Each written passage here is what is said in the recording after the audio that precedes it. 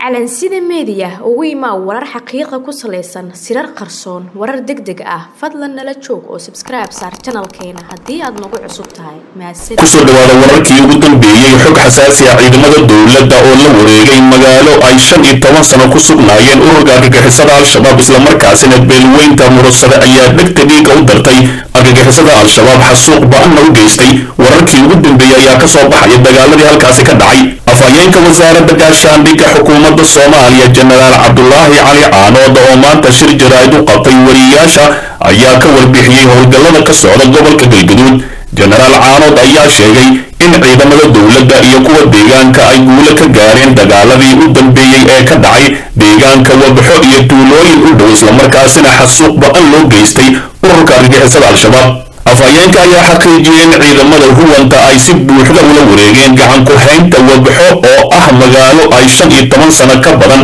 maamulayeen ururka argagixisada al-shabaab isla markaasina dadka deegaanka ahi ay ku talaaleen xagjirnimo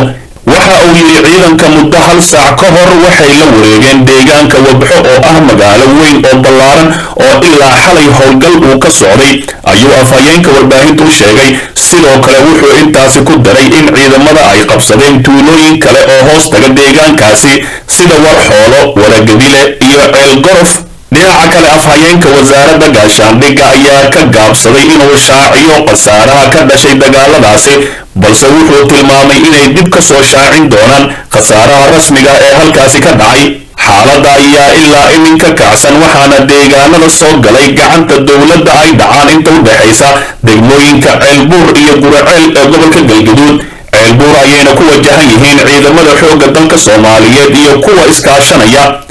macawiisleyda gaar ahaan beelweynta murugsade waxaana looga fadhiyaa inay gacanta ku soo qabtaan Ceelbuur